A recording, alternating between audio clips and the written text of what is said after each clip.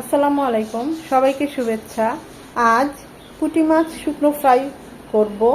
একদম মচমচে করে, লাল লাল করে, একটু ঝাল ঝাল করে, শুকনো মচমচে করে এরকম করে ভেজে নেব।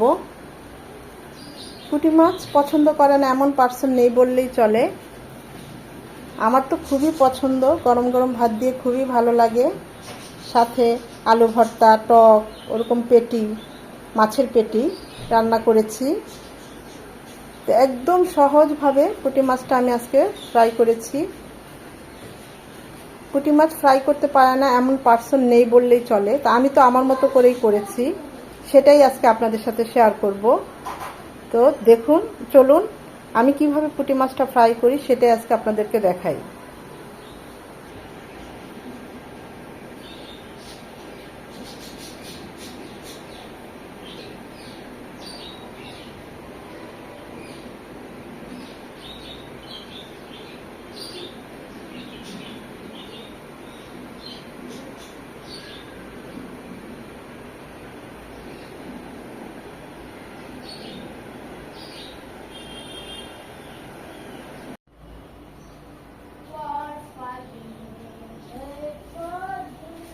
পুঁটি মাছ খুব ভালোভাবে ধুয়ে পরিষ্কার করে পানিটা ছড়িয়ে নিয়েছি।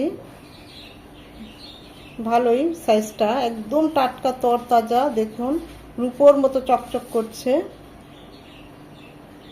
এখন এগুলো সব শুকনো ফ্রাই করব। দিয়ে দিচ্ছি স্বাদ মতো লবণ। লবণ আর ঝালের পরিমাণটা ঠিক না থাকলে যে কোনো ফ্রাই করি বা কুক করি দেখবেন ভালো লাগবে না। লবণটা যে যার স্বাদ মতো দিবেন। আমি উঁচু করে 1 চামচ শুকনো মরিচ গুঁড়ো দিয়ে দিচ্ছি, আর 1 চামচ একটু কম হলুদ গুঁড়ো। উঁচু করে 1 চামচ ভাজা জিরে গুঁড়ো। সব কিছু মাখিয়ে নেব। এটা রেস্টে রাখার কোনো দরকার নাই। চুলা জ্বালাতে জ্বালাতে সব কিছু রেডি করতে করতে 4 থেকে 5 মিনিট এটা এমনি রেস্ট হয়ে যাবে। মাছগুলো অনেক তরতাজা, আলতোভাবে মেখে নিচ্ছি, একদম চাপাচাপির কোনো দরকার নেই। মচমচে করে একদম শুকনো ফ্রাই করে নেব। আমি একটু ঝালটা বেশি দিয়েছি, আপনারা একটু কমিয়ে দিতে পারেন। ঝাল আর লবণের পরিমাণ বলছি না, যে যার স্বাদ অনুযায়ী দিয়ে দিবেন।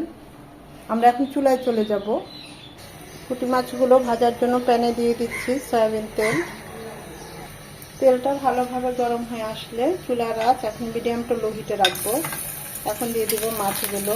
সবগুলো একসাথে দেবো না, লেগে লেগে যাবে, মচমচেটা ভালো হবে না।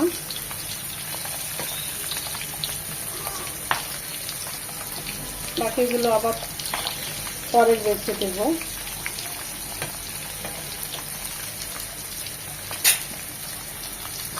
সাথে সাথে উল্টাবো না, 2 থেকে 3 মিনিট পর ওই পাশটা উল্টিয়ে আবার ওই পাশটা 2 থেকে 3 মিনিট ভেজে নেব। এটা একদম ভিতরটা মচমচে হয়ে ভাজা হয়ে যাবে, কাঁটাগুলো পর্যন্ত মচমচে হয়ে ভাজবো। ওই অনুযায়ী ভাজতে হবে, তাই তেলের পরিমাণটা একটু বেশি যাবে।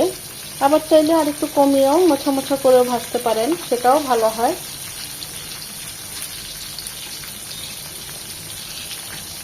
একদম লাল লাল করে মচমচ করে এপিট উপিট ভেজে নেব।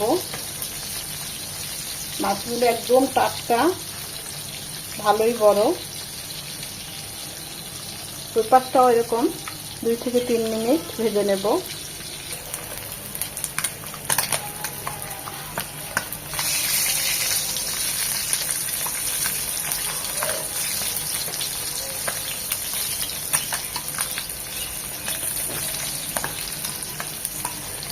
পুঁটি মাছ অনেক ফোটে, চাইলে একটা ঢাকনা ইউজ করতে পারেন।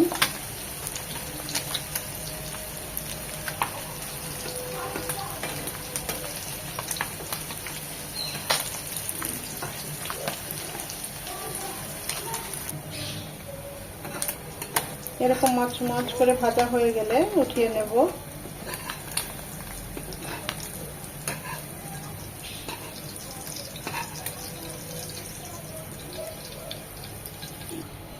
এই তেলেই বাকি মাছগুলো দিয়ে দেব।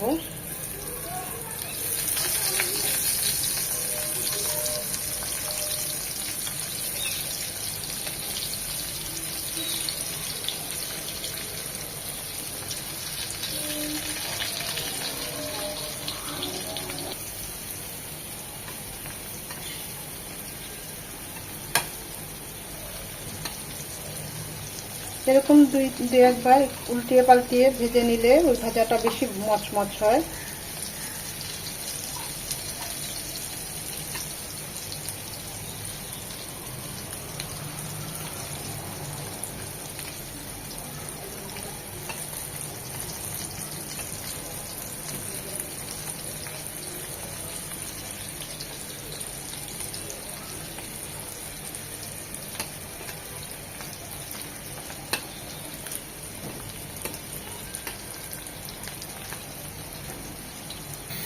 এইরকম মচমচে করে ভেজে নেব। ভাজা হয়ে গিয়েছে, আমি এখন মাছগুলো উঠিয়ে নেব।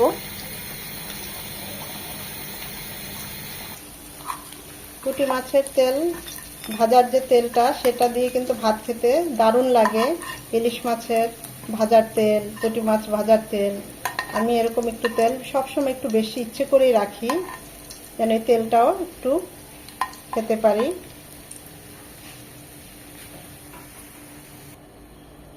মাছ ভাজার সাথে দুটো কাঁচামরিচ না হলেই না আমার।